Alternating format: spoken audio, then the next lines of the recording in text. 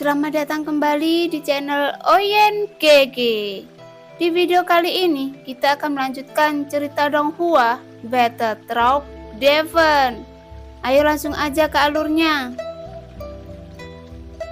Dua sosok, satu di depan dan satu di belakang, memborbardir cahaya dan bayang Raja Iblis Tianhe dengan postur yang sangat kuat.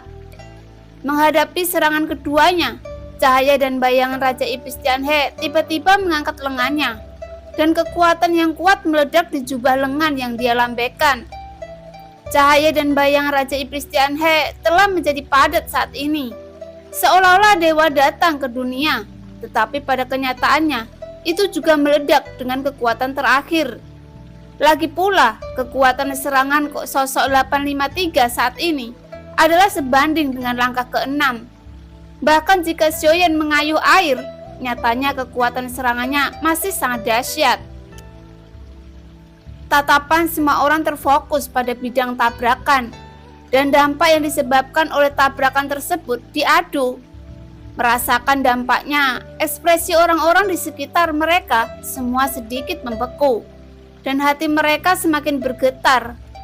Untungnya, mereka diam-diam berpikir bahwa mereka tidak melakukannya, memprovokasi sosok ini dengan mudah sebelumnya. Dengan kekuatan mereka, saya khawatir tidak satu pun dari mereka yang bisa menjadi lawan mereka. Momentum semacam ini setidaknya merupakan pembangkit tenaga dari langkah ke-6. Sepertinya kita tidak memiliki kesempatan untuk mendapatkan bagian dari ini. Mata kerumunan segera menunjukkan ekspresi kesepian. Mereka tidak melakukannya, tidak berpikir bahwa mereka masih bisa bersaing dengan keduanya. Langkah ke-6 adalah yang paling kuat, yang memiliki kualifikasi untuk bersaing di tangan mereka. Bahkan jika warisan itu menarik, untuk mereka lebih penting untuk menyelamatkan hidup mereka. Jangan khawatir, apakah kamu tahu siapa cahaya dan bayangan ini? Sesosok berkata perlahan saat ini. Semua orang menatap sosok yang berbicara dengan keraguan. Cahaya dan bayangan yang dihadapi kedua Taisu ini adalah Raja Iblis Tianhe. Di bawah tatapan semua sosok, orang yang mengenali cahaya dan bayangan berkata perlahan. Jelas, kebanyakan sosok belum pernah melihat Raja Iblis Tianhe. Jadi mereka tidak tahu bahwa cahaya dan bayangan depannya adalah Raja Iblis Tianhe. Meskipun itu hanya bayangan, semua orang tahu bahwa Yang Mulia Iblis Tianhe pernah setengah langkah menuju keabadian para dewa. Bahkan jika itu bayangan, itu jelas bukan sesuatu yang bisa ditentang oleh kedua Taisu ini. Terlebih lagi, Raja Iblis Tianhe adalah orang kuat di alam Suanyin kita. Tidak peduli seberapa buruknya, tidak mungkin jatuh ke tangan dua sosok Taisu ini. Kata-kata orang ini tajam, tetapi semua yang dia katakan adalah benar. Semua sosok mengangguk setuju. Tepat ketika sesosok di sekitarnya berbicara, terdengar ledakan keras. Dua sosok Xiaoyan dan sosok 853 terlempar ke belakang, dan sosok 853 bahkan terdistorsi, seolah-olah dia telah terpengaruh parah. Pada saat yang sama, cahaya dan bayang Raja Iblis Tianhe telah memadat menjadi sosok, dan mata itu memancarkan aura tembus, mengungkapkan niat membunuh yang kuat. Situasinya salah, 841 mundur. Sosok 853 mencengkeram dadanya, terhuyung mundur dan stabil, dan segera berkata kepada Xiaoyan. Sosok Raja Iblis Tianhe mengangkat telapak tangannya dan menampar sosok 853 tiba-tiba. Telapak cahaya yang kental muncul dalam sekejap, dan kemudian ditampar dengan keras dengan kecepatan guntur dengan keras. Sosok 853 benar-benar tertutupi oleh telapak cahaya. Xiaoyan terkejut, dan pada saat ini tampaknya niat membunuh Raja Iblis Tianhe hanya diarahkan pada sosok 853. Adapun sosok 853 sudah jatuh ke tanah, dan sepertinya tidak ada gerakan saat ini, dipukul sampai mati. Xiaoyan kaget. Jika demikian, bukankah rencana sosok 853 akan sia-sia? 841, cepatlah! Saat Xiaoyan sedang ragu-ragu, dia mendengar suara sosok 853 datang ke arahnya. hati Xiaoyan membeku.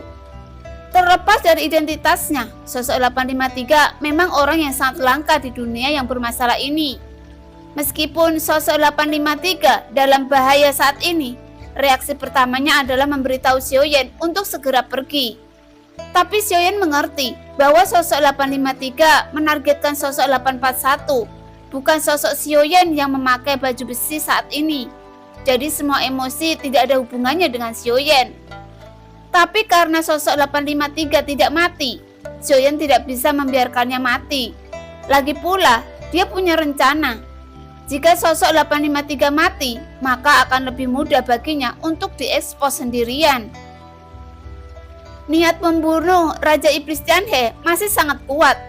Sepertinya Raja Iblis Tianhe berniat untuk membunuh sosok 853. Tapi sepertinya Raja Iblis Tianhe tahu bahwa Xiaoyan ada di dalam baju besi, dan Raja Iblis Tianhe tidak memiliki permusuhan apapun terhadap Xiaoyan. Tapi terlebih lagi, jika Raja Iblis Tianhe berhenti berpura-pura, sulit untuk mengelabui sosok 853. Xiaoyan terbang keluar dengan penampilan yang bermartabat dan benar. Sama sekali tanpa sedikit pun rasa takut, terbang keluar dan meledak ke arah Raja Iblis Tianhe. Tidak! Sosok 853 sepertinya tidak mau menyerah pada Raja Iblis Tianhe, dan sosok 841 sangat tersentuh hatinya. Tapi dia mengerti betapa kuatnya Raja Iblis Tianhe di depannya, dan dia selalu memikirkan cedera Xiaoyan, jadi dia tidak peduli sama sekali.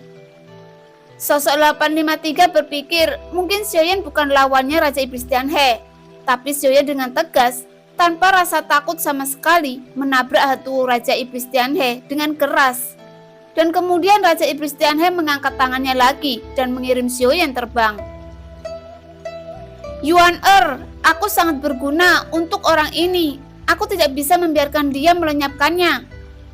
Pada saat ini, dengan kekuatan Xiaoyan, tidak mungkin untuk memblokir serangan Raja Iblis Tianhe.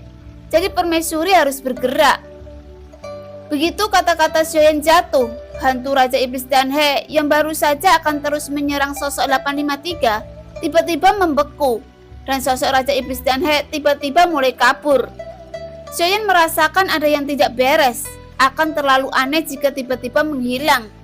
Jadi Xiaoyan segera mengeluarkan raungan marah, melemparkan sosoknya keluar tanpa ragu menunjukkan kekuatan abadi dalam baju besi dewa palsu, dan memadatkannya pada tombak surgawi Iblis Taisu di tangannya, dan kemudian bergerak menuju sosok Raja Iblis Tianhe. Tombak itu meraung, sepertinya Xiaoyan tidak keberatan. Ditambah dengan raungan Xiaoyan yang menghancurkan bumi, sepertinya Xiaoyan melakukan yang terbaik saat ini, dan dia pasti akan melawan Raja Iblis Tianhe sampai mati. Tuar. Pada saat berikutnya, tombak di tangan Xiaoyan menembus langsung melalui bayangan Raja Iblis Tianhe, dan sosok Xiaoyan juga melewati seperti bayangan.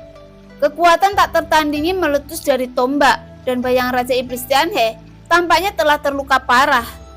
Setelah sedikit penundaan, itu meledak dengan keras, berubah menjadi bintang yang tak terhitung jumlahnya.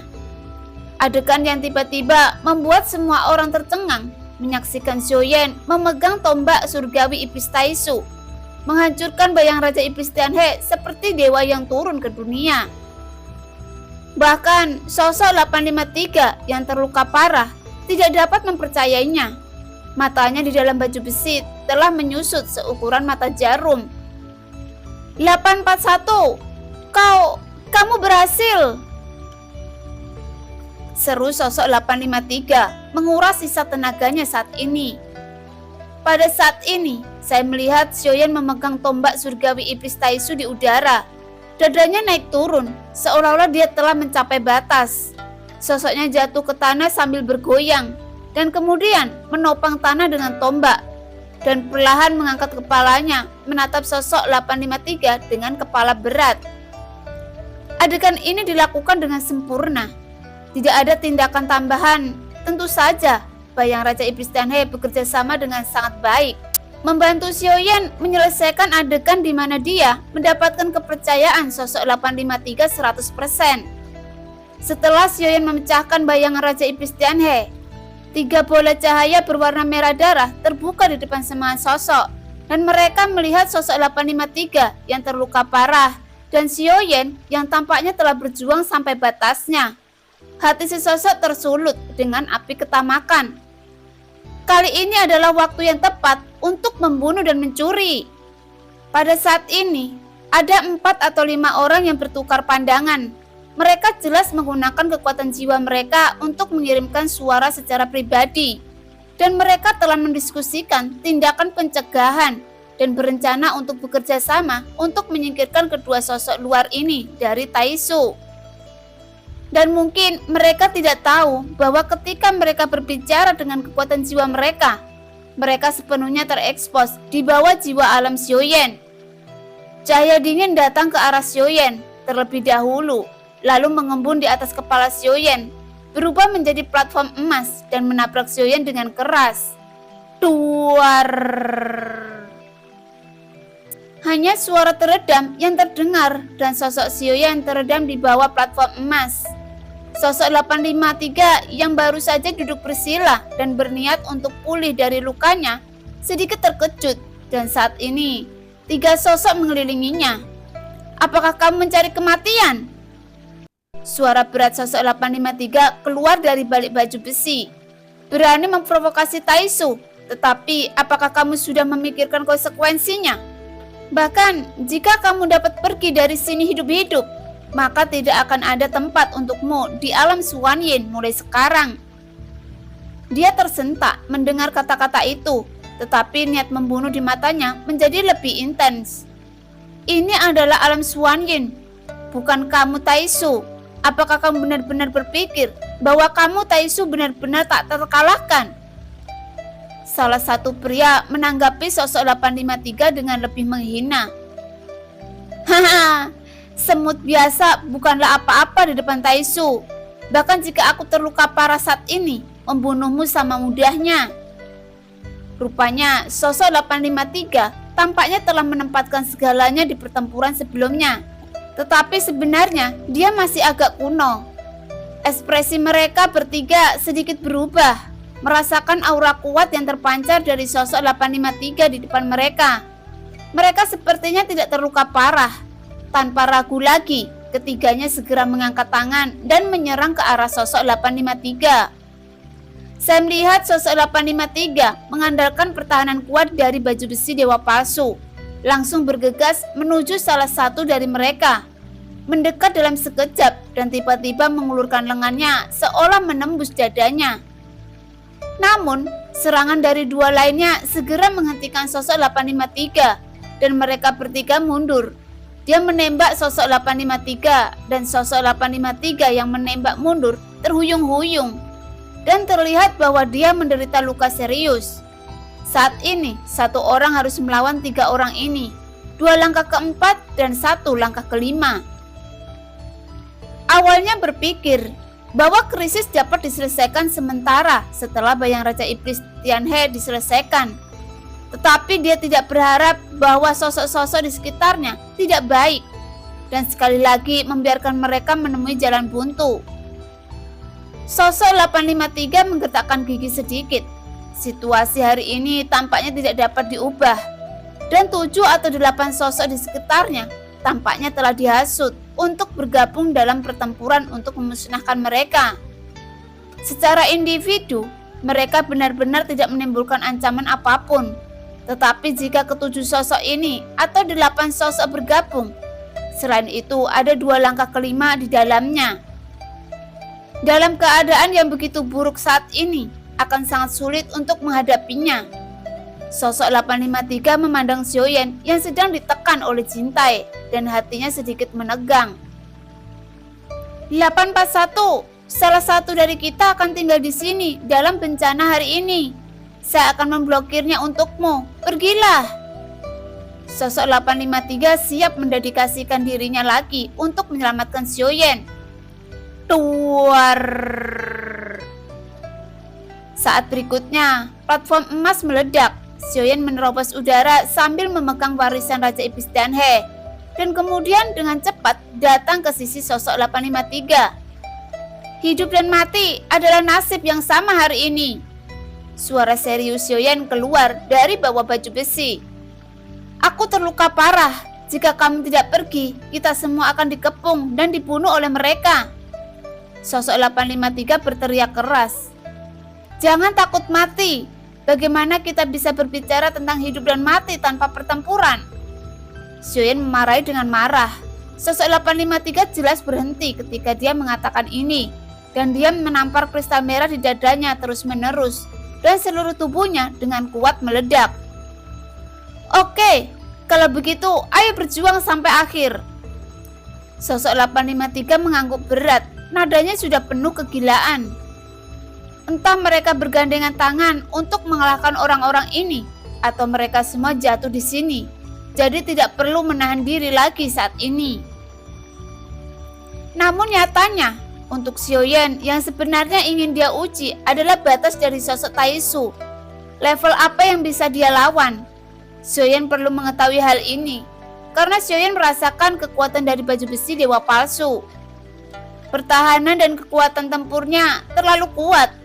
Jika ada kekuatan abadi dari baju besi dewa palsu berskala sangat besar, itu pasti senjata tajam yang benar-benar cukup kuat. Justru karena ketakutan itulah, Sioyen ingin melihat apa batas akhir dari baju besi dewa palsu itu. Apakah mungkin memiliki kekuatan tempur seperti itu ketika semua kekuatan keabadian habis? Pada saat ini, Sioyen tidak mengungkapkan niat sebenarnya, tetapi juga penuh amarah. Meledakkan kekuatan abadi yang terkandung dalam baju besi dewa palsu, dan pertempuran pecah lagi. Serangan gila 7 atau 8 sosok menyelimuti mereka berdua. Meskipun sosok 853 mengeluarkan raungan yang mengejutkan, Sioyen menemukan bahwa kekuatan tempurnya memudar dengan kecepatan yang sangat cepat. Pada saat ini, dia tidak dapat menahan serangan sosok ini, dan sosoknya terus menembak ke belakang. Jika bukan karena pertahanan yang kuat dari baju besi dewa palsu, saya khawatir dia sudah lama terbunuh. Adapun Sioyen, dia tidak menggunakan avatar dewa asli dan sepenuhnya mengandalkan kekuatan baju besi dewa palsu untuk bersaing. Tapi Sioyen juga dengan cepat menemukan bahwa meskipun baju besi dewa palsu itu kuat, itu sebenarnya adalah proses konsumsi, termasuk kekuatan pertahanan yang dengan cepat rusak karena terus-menerus diserang. Ketika kekuatan pertahanan tidak mencukupi, maka sosok di dalam baju besi pasti akan menderita lebih banyak kerusakan. Jelas, ini adalah kasus sosok 853. Pada saat ini, kekuatan abadi dari baju besi dewa palsunya habis, dan kekuatan pertahanannya juga habis, di bawah banyak serangan. Sioyen menyaksikan tubuh bengkok dari sosok 853 yang menembak ke belakang, dan secara bertahap kehilangan banyak gerakan, seolah-olah dia secara bertahap kehilangan kesadaran. Baju besi dewa palsu melindungi tubuhnya yang terluka parah sampai pukulan terakhir, dan sosok 853 jatuh dengan keras ke tanah. Setelah Sioyen memastikan bahwa dia tidak sadarkan diri, 3 tanda bintang berkedip di antara alis di dalam baju besi. Ayo serang bersama, mereka semua berada di ujung kekuatan mereka. Setelah membunuh mereka, warisan akan menjadi milik kita. Pada saat ini, sesosok meraung dan menyemangati semua sosok, dan melihat sosok 853 yang terluka parah dan jauh ke tanah tanpa bergerak. Mata 7 atau 8 sosok semuanya berkumpul ke arah Sioyen. Wajah Sioyen di dalam baju besi itu sedikit bermasalah. Bahkan jika dia menggunakan avatar dewa asli pada saat ini, masih terlalu sulit untuk melawan 7 atau 8 sosok ini. Melihat 7 atau 8 sosok ini, Sioyen tersenyum kecut. Dalam keadaan seperti itu, jika dia harus menggigit peluru dan melawan, dia mungkin benar-benar akan mati di sini. Saya bela diri muncul di belakang Sioyen dalam sekejap, dan kecepatannya meningkat tajam. Dengan membawa sosok 853, dia melarikan diri dari tempat ini dengan kecepatan yang sangat cepat. Karena dia tidak bisa mengalahkannya, dia kabur begitu saja. Namun, setelah Sioyen terbang ratusan kaki jauhnya, Terdengar suara derap di belakangnya. Xiaoyan menoleh tiba-tiba dan matanya di dalam baju besi juga sedikit fokus pada saat ini. Ketiga bola cahaya berwarna darah itu mengikutinya dari dekat dan juga mengejarnya.